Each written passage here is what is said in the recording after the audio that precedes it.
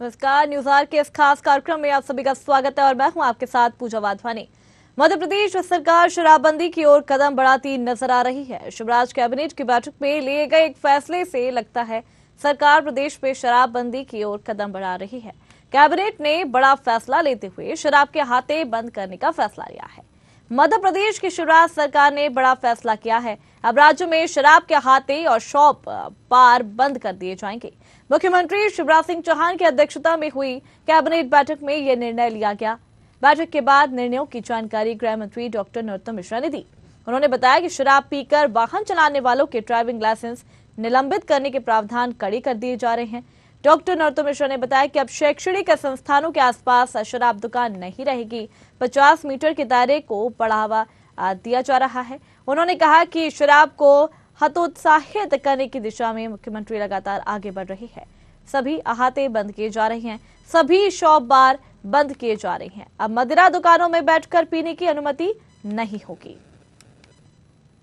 को हतोत्साहित करने में लगातार माननीय मुख्यमंत्री जी का प्रयास होता है और इस दिशा में वो काफी आगे बढ़ते भी है। 2010 से मध्य प्रदेश के अंदर आज तक कोई नई दुकान नहीं खोली गई, उल्टे बंद ही की गई। आपके ध्यान में आया होगा कि नर्मदा सेवा यात्रा के दौरान भी मध्य प्रदेश में 64 दुकानें माननीय मुख्यमंत्री जी के द्वारा बंद की गई थी। इस वर्ष की भी मदिरा नीति, जो आबकारी नीति आई है, मदिरा के सेवन को हतोत्साहित करने वाली ही आई है। अब प्रदेश में जितने भी अहाते हैं, सभी अहातों को बंद किया जा रहा है। कोई अहाता अब प्रदेश में चालू नहीं रहेगा। इसी तरह से जो शॉप बार थे, शॉप बार पर भी बैठकर मदिरा पीने की अनुमति थी। ऐसे शॉप बार भी सारे मध्य प्रदेश के बंद किए जा रहे हैं, अहाते भी बंद किए जा रहे हैं, शॉप बार भी बंद किए जा रहे हैं। मदिरा दुकानों केवल मदिरा की ही बिक्री की जाएगी। दुकानों पर बैठकर मदिरा पान की सुविधा भी अब प्रदेश में बंद हो जाएगी। अभिप्राय मेरा यह है कि शराब को हतोत्साहित करने की दिशा में सरकार ने बड़ा कदम उठाया है। धार्मिक संस्था, girls school, girls college, girls hostel, इनकी दूरी 50 मीटर हुआ करती थी, उसे बढ़ा के अब 100 मीटर किए जाने का, और सभी प्रकार की शैक्षणिक संस्थाएं, अभी तक 1-2 का ही मार्ग था, अब सभी प्रकार की शैक्षणिक संस्थाएं इसमें शामिल की गई है। मध्य प्रदेश का रेवेन्यू भी बहुत कम है और शराब की दुकानें भी तुलनात्मक दृष्टि से बहुत कम हैं। हमने कल एक और फैसला किया। हमने देखा कि अक्सर शराब की दुकान से लोग शराब खरीदते हैं और वहां जो अहाता बना हुआ है, बैठ के पीने की जगह वहां पीते हैं। अब इसके कई दुष्परिणाम होते हैं। आप शराब पी के कोई निकला तो शराब के नशे में कई बार वो ऐसी आपराधिक परिस्थितियां पैदा कर देता है कि जिसके कारण कानून और व्यवस्था की समस्या भी, कई बार मां, बहन और बेटी की तरफ कुदृष्टि भी पड़ती है और ऐसी दुर्भाग्यपूर्ण घटनाएं भी होती थी। और इसलिए हमने तय किया है कि मध्य प्रदेश में शराब की दुकान के साथ अहाते नहीं होंगे। नई नीति में अहातों पर प्रतिबंध लगा दिया गया है। नई शराब नीति अगर लागू हुई तो ये अकड़ते अकड़ते हुए मामा के सिकुड़ने की कहानी कहेगी। अंततः उमा भारती के पत्थर से टूटी शराब की बोतल का बलिदान और घिनौनी बदबू के बीच बांधी गई शराब की दुकान पर गौ माता का सत्याग्रह काम आया। अब गरीबों के जीवन में शायद बदलाव आए। कुशासन के रास्ते से मध्य प्रदेश के 18 वर्ष में जो कुछ हुआ है, अगर सरकार वास्तव में संवेदनशील है तो जो दोहरी दुकानें शराब की खोली गई हैं उन्हें भी वापस लिया जाए, ताकि शराब की दुकानों की जो गिनती दोगुनी हो गई है वो वापस वहीं पर पहुंच जाए जहां पर 5 साल पहले थी। तो मध्य प्रदेश सरकार शराबबंदी की ओर कदम बढ़ाती यहां पर नजर आ रही है। शिवराज कैबिनेट की बैठक में लिए गए फैसले से लगता है कि सरकार प्रदेश में शराबबंदी की ओर एक कदम बढ़ा रही है और कैबिनेट ने बड़ा फैसला लेते हुए शराब के अहाते बंद करने का यहां पर फैसला लिया है। इसी पर हम चर्चा करने के लिए हमारे साथ संवाददाता कृष्णा शर्मा भोपाल से हमारे साथ जुड़ गए हैं और साथ ही विवेक सिंह हमारे साथ संवाददाता जुड़ गए हैं। दोनों का बहुत बहुत स्वागत है।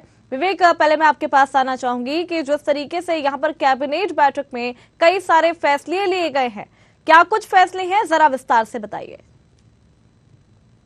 बिल्कुल, अगर हम कैबिनेट फैसलों की बात करें तो सिर्फ उसमें सबसे महत्वपूर्ण जो फैसला है वह आबकारी नीति को लेकर लिया गया है, जिसमें अगर हम बात करें जिस तरीके से लंबे समय से शराब की आबकारी नीति को सियासत चल रही थी। अगर हम उमा भारती के प्रदर्शन की बात करें तो कई बार उमा भारती भी जो मध्य प्रदेश के पूर्व मुख्यमंत्री और भारतीय जनता पार्टी की कद्दावर नेता है, वह लगातार सरकार पर हमलावर थी और लगातार जिस तरीके से उन्होंने 3 दिन तक राजधानी भोपाल के ही स्थित जो शराब की दुकान है उसके सामने एक मंदिर है, वहां पर डेरा जमाया था और वहां पर कहीं ना कहीं शराब विचार भी किया था। उन्होंने था कि 31 जनवरी तक मध्य प्रदेश की सरकार आबकारी नीति लागू कर देगी, लेकिन लागू नहीं की गई थी। उसके बाद की अगर हम बात करें तो 2 फरवरी को मध्य प्रदेश की पूर्व मुख्यमंत्री उमा भारती ओरछा पहुंची थी। ओरछा तबेला पर जो दुकान है वहां पर गाय को बांधने का काम शराब दुकान के सामने किया था और कहीं ना कहीं उन्होंने एक चेतावनी भी दी थी मध्य प्रदेश की सरकार को कि जल्द से जल्द आबकारी नीति लागू की जाए और उन्होंने जो सुझाव दिए हैं उसको उस आबकारी नीति में शामिल किया जाए, नहीं तो अगले जो प्रदर्शन होगा वह कहीं ना कहीं नजीर बनेगा। और साथ ही उन्होंने कहा था कि 2 अदालत भी वह आबकारी शराब की नीति को लेकर लगाएंगी और कहीं ना कहीं लोगों से अपील की थी। और वहां पर भी कहीं ना कहीं अगर बात करें उमा भारती के प्रदर्शन के बाद तो राजधानी भोपाल में भी एक नजारा देखने को मिला था। राजधानी भोपाल के जहांगीरबाग स्थित एक शराब की दुकान है, वहां पर जो शराब दुकान के ठेकेदार है यानी कि संचालक है, उन्होंने भी दूध बेचने का काम किया था अपनी शराब की दुकान के बाहर। लेकिन अब जो आबकारी नीति यानी कि कल कैबिनेट की बैठक में फैसला हुआ है उसमें अहम निर्णय जो लिए गए हैं कि अब नई शराब की दुकानें नहीं खोली जाएंगी, साथ ही जो अहाते थे अब उनको भी कहीं ना कहीं बंद करने का निर्णय सरकार ने लिया है। तो कह सकते हैं कि साल के अंत में विधानसभा के चुनाव होना है, तो ऐसे में मध्य प्रदेश की पूर्व मुख्यमंत्री उमा भारती ही लगातार सरकार पर हमलावर थी और कांग्रेस भी कहीं ना कहीं उस पर निशाना साध रही थी सरकार पर। तो ऐसे में अब सरकार ने जो निर्णय लिया है निश्चित रूप से कह सकते हैं इसको लेकर मध्य प्रदेश की पूर्व मुख्यमंत्री उमा भारती का ट्वीट भी आया है और उन्होंने कहा है कि मध्य प्रदेश की सरकार ने जो निर्णय लिया है वह सराहनीय है और मध्य प्रदेश के जो मामा के नाम से पहचान बनाए चुके मुख्यमंत्री शिवराज सिंह चौहान, उनका मैं खुद और प्रदेश की जनता के और महिलाओं के नाते उनका अभिनंदन करती हूँ। और कहीं ना कहीं एक अच्छी नीति है और देश के अन्य राज्यों में भी मध्य प्रदेश की जो आबकारी नीति आई है वह एक मॉडल बनेगी। तो अब देखना होगा कि जिस तरीके से सरकार ने आबकारी नीति का फैसला लिया है, आज मुख्यमंत्री शिवराज सिंह चौहान का भी बयान सामने आया है और उन्होंने कहा है कि सरकार ने जो फैसला लिया है वह जनता के हित में लिया है।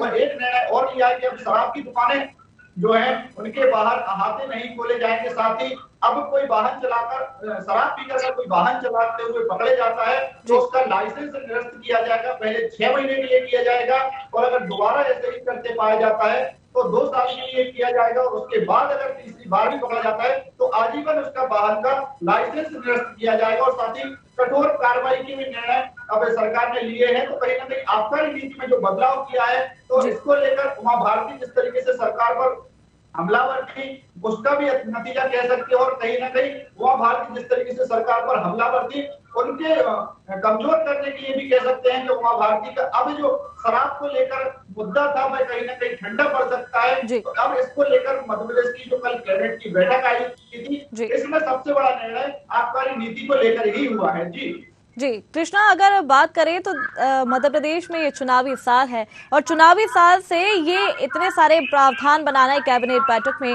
चाहे वो शराबबंदी को लेकर हो, चाहे नशे से जुड़े कुछ प्रावधान हो, उसको लेकर इस चुनावी साल में इतने सारे निर्णय लेना, क्या लगता है आप किस तरीके से इसको देखते हैं?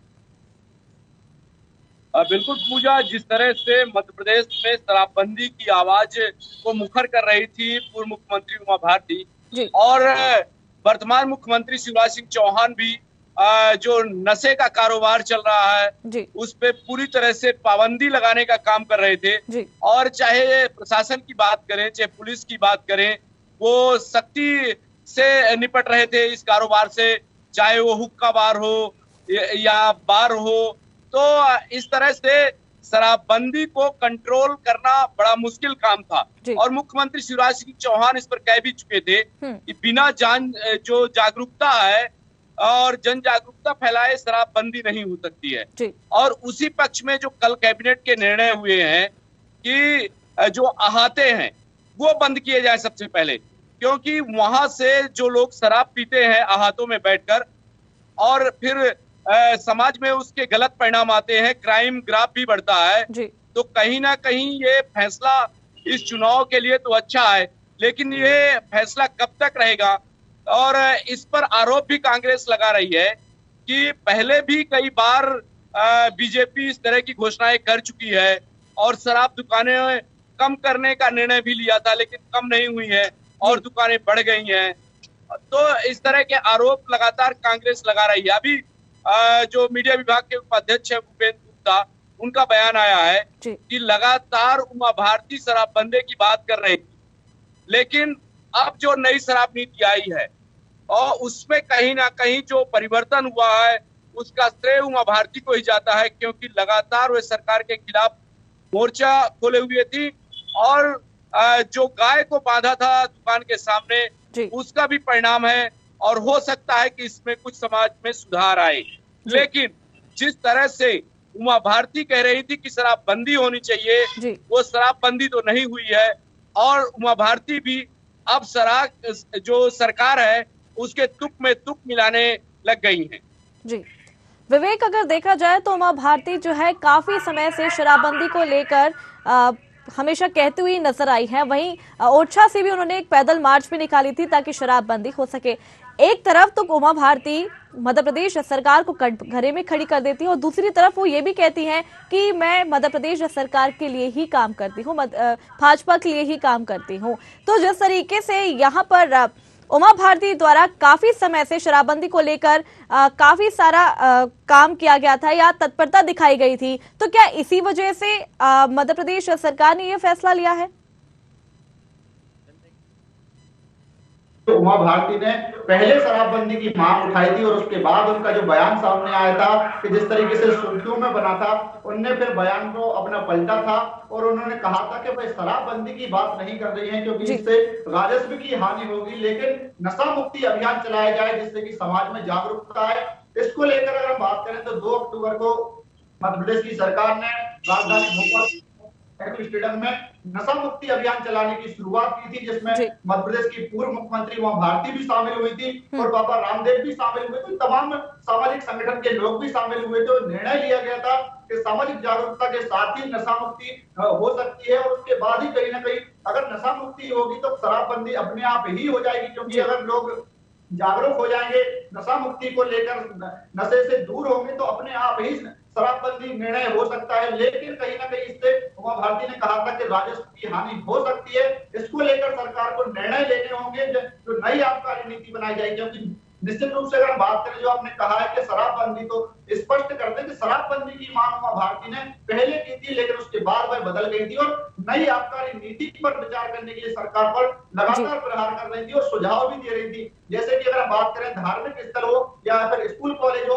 उनसे अभी तक अगर हम बात करें तो दूरी जो शराब दुकानों की होती थी वह 50 मीटर की होती थी, लेकिन अब जो सरकार ने निर्णय लिया है वह 100 मीटर का निर्णय लिया है कि यानी कि धार्मिक स्थल होंगे या फिर स्कूल होंगे या फिर कॉलेज होंगे, वह 100 मीटर की दुकान जो दूर होगी शराब की, वह उनसे दूर होगी। तो निश्चित रूप से कह सकते हैं कि उमा भारती ने शराबबंदी की मांग पहले की थी, लेकिन उसके बाद में नशा मुक्ति अभियान की शुरुआत करने की बात उन्होंने सरकार से कही थी, जिसको सरकार ने स्वीकारा भी था और इसकी शुरुआत भी 2 अक्टूबर से हुई थी। लेकिन कहीं ना कहीं परिणाम उमा भारती के जिस तरीके से प्रदर्शन देखने को मिल रहे थे और गौ माता को उन्होंने ओरछा टेरेला की शराब की दुकान के सामने बांधा था और राजधानी भोपाल में भी उन्होंने एक शराब की दुकान के पास सामने जाकर एक पत्थर फेंका था शराब की दुकान।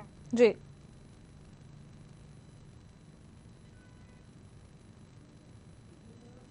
चलिए कृष्णा, मैं आपके पास आना चाहूंगी कि जिस तरीके से यहाँ पर मध्य प्रदेश सरकार द्वारा ये निर्णय लिया गया है कि अहाते अब बंद होंगे या फिर जो वाइन शॉप्स है वो भी बंद होंगी, तो जिस तरीके से निर्णय लिया गया है उसको देखते हुए आपको क्या लगता है मध्य प्रदेश में इसका किस तरीके से फायदा लोगों को मिलेगा? क्राइम ग्राफ तो निश्चित तौर से इससे बढ़ेगा और जो 2200 अहाते हैं, 2200 से अधिक अहाते हैं वो बंद होंगे जब, तो कहीं ना कहीं जो शराब प्रेमी है, जो मदिरा प्रेमी है, जो सुरा प्रेमी है, वो शराब लेकर दुकान से सीधे अपने घर जाएंगे, क्योंकि सरकार ने इंस्ट्रक्शन कर रखा है कि बाहर आप सड़क में पी नहीं सकते हैं। अब शराब अहाते भी बंद हो जाएंगे तो आपको मजबूरी में आपको घर में शराब पीना पड़ेगा। तो या कि घर वालों को जानकारी मिलेगी कि आप शराब पीते हैं, जो अभी चोरी छिपे शराब पीते थे, या कि आप जो पैसे का दुरुपयोग करते थे वो घर वालों को पता चलेगा। तो और या कि जो शराब पीकर आप दंगे करते थे और कहीं ना कहीं क्राइम ग्राफ बढ़ता था वो कम होगा, क्योंकि घर में शराब पिएंगे तो घर में रहेंगे, बाहर नहीं जाएंगे। इससे कहीं ना कहीं समाज को बहुत बड़ा फायदा है और लोग भी सुधरेंगे। इससे घर वालों का एक तो डर रहेगा, अपने परिवार वालों का डर रहेगा, तो कहीं ना कहीं इससे निश्चित रूप से सुधार आएगा। लेकिन सरकार के रेवेन्यू में कमी आएगी, क्योंकि जिस तरह से अहातों से एक रेवेन्यू आ रहा था उसमें भी कहीं ना कहीं कमी हो जाएगी। तो सरकार के रेवेन्यू में कमी आएगी, लेकिन समाज को इससे बहुत बड़ा फायदा होगा। जी, अगर देखा जाए कृष्णा, तो जिस तरीके से आपने यहाँ पे जिक्र किया कि रेवेन्यू में कमी आएगी, मतलब अब मध्य प्रदेश सरकार जो है अपना घाटा करके अगर समाज के लिए काम करती है, तो जिस तरीके से विधानसभा चुनाव भी नजदीक आने वाले हैं, तो क्या उसमें उसको फायदा मिलेगा? देखिए, इससे फायदा और घाटे का सवाल नहीं है, क्योंकि लोगों से जुड़ा मुद्दा बहुत कम होता है। शराब में एक लिमिट होती है। हालांकि मध्य प्रदेश में शराब पीने वालों की संख्या पूरे देश की आकलन किया जाए तो 6वें नंबर पर है। पूरे देश में जो शराब प्रेमी है वह मध्य प्रदेश में 6वें नंबर पर आता है। तो कहीं ना कहीं संख्या तो ज्यादा है, लेकिन चुनाव के मुद्दे कुछ दूसरे होते हैं। वो जमीन से जुड़े मुद्दे होते हैं, बिजली, पानी, सड़क, ये मुद्दे ज्यादा काम करते हैं। शराब, मदिरा, ये मुद्दे ज्यादा काम इफेक्टिव नहीं होते हैं। हालांकि इससे क्राइम ग्राफ कम होगा और इससे निश्चित रूप से सरकार को फायदा होगा।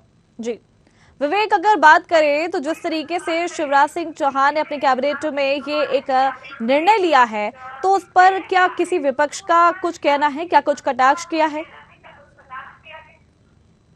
देखिए, निश्चित रूप से जैसा हम जिक्र कर रहे हैं और हमारे साथी ने भी बताया कि जो मीडिया विभाग के कांग्रेस के उपाध्यक्ष हैं भूपेंद्र गुप्ता, उन्होंने कहा है कि उमा भारती के प्रदर्शन का ही परिणाम है और गौ माता की चीख है। और उन्होंने जिस तरीके से शराब की दुकान पर पत्थर मारा था, यानी कि शराब की बोतल को शहीद किया था, उसका ही परिणाम है। यानी कि कटाक्ष किया है कांग्रेस ने सीधा सीधा कि उमा भारती की देन है कि शराब नीति में बदलाव सरकार को करना पड़ा। लेकिन कहीं ना कहीं कांग्रेस जिस तरीके से उमा भारती के साथ का समर्थन की बात कर रही थी, लेकिन उनके साथ नजर नहीं आई, ना ही प्रदर्शन करते हुए नजर आई। लेकिन कह सकते हैं कि जिस तरीके से अब कांग्रेस का बयान सामने आया है कि भूपेंद्र गुप्ता का, कि गौ माता के जो उन्होंने उमा भारती ने बांधी थी और जो शराब की दुकान के सामने पत्थर मारा था और शराब की बोतल को शहीद किया था, उसी का परिणाम है जब आबकारी नीति में बदलाव किया गया है।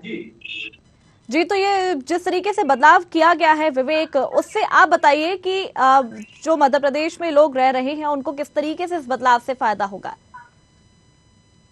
देखिए, निश्चित रूप से अगर हम बात करें तो इसमें सबसे पहले तो सड़क दुर्घटनाएं जो होती थी, जो लोग अहातों पर बैठकर फिर शराब पीकर वाहन चलाते थे और कहीं ना कहीं जो शराब नहीं पीने वाले भी होते थे, वह भी कहीं ना कहीं ऐसे शराबियों का शिकार होते थे और सड़क दुर्घटना में शिकार होते और कई मौतें भी इनसे होती थी। तो सबसे पहले तो सड़क दुर्घटनाओं पे लगाम लगेगी, दूसरी क्राइम रेट में भी लगाम लगेगी, क्योंकि कई ऐसे लोग आपराधिक प्रवृत्ति के लोग होते थे कि शराब अहाते पर बैठकर पीते थे और फिर वहां पर ही जब 10 से 15 लोग एक साथ जब ग्रुप बनाकर बैठते थे, फिर आपराधिक गतिविधियों में चर्चा करते थे और वहां से पर निकल के आपराधिक गतिविधियों को अंजाम देते। तो इसमें कहीं ना कहीं सड़क दुर्घटना के साथ साथ आपराधिक ग्राफ में भी गिरावट देखने को मिलेगी। साथ ही अगर हम बात करें घरेलू हिंसा, यानी उस पर भी कहीं ना कहीं रोक लगेगी, क्योंकि अगर हम बात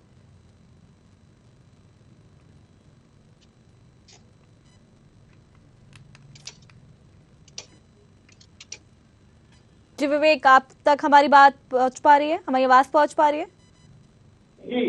जी बोलिए।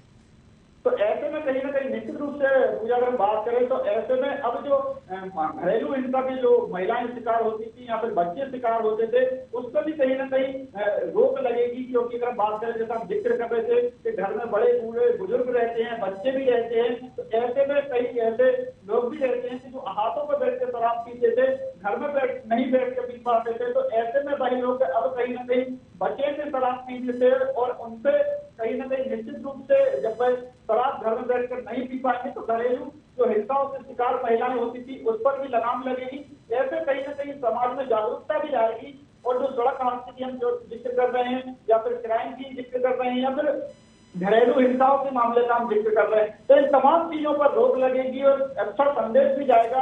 और कहीं ना कहीं जिस तरीके से नशा मुक्ति अभियान की बात सरकार ने की थी और जो आबकारी नीति में बदलाव किया है, उसी का परिणाम है। जैसे आप सवाल कर रही थी कि उमा भारती ने शराबबंदी की मांग की थी पहले, तो अब उसके बाद कहीं ना कहीं जिस तरीके से आबकारी नीति में बदलाव हुआ है, तो एक कदम शराबबंदी की ओर इस आबकारी नीति को जरूर कह सकते हैं कि जिस तरीके से पाबंदियां लगाई जा रही है कि अहाते बंद किए जाएंगे, वाहन अगर कोई शराब पीकर चलाता है तो उस पर जुर्माना की कार्रवाई की जाएगी, उसकी लाइसेंस को 6 महीने पहले निरस्त किया जाएगा और दूसरी बार पकड़ा जाता है तो 2 साल के लिए, और अगर तीसरी बार पकड़ा जाता है तो उसका लाइसेंस जो गाड़ी का होगा वह आजीवन निरस्त कर दिया जाएगा। ऐसे में कहीं ना कहीं एक शराबबंदी के जिस तरीके से लगातार कह सकते हैं कि उमा भारती ने पहले मांग की थी, तो एक शराबबंदी की ओर कदम सरकार का नई आबकारी नीति को लेकर जरूर कह सकते हैं कि अब कदम बढ़ाया है सरकार ने शराबबंदी को लेकर। अगर मुख्यमंत्री शिवराज सिंह चौहान के बयान की बात करें तो उन्होंने कहा था कि जब वह नर्मदा की परिक्रमा करने निकले थे तो उस दौरान उन्होंने एक निर्णय लिया था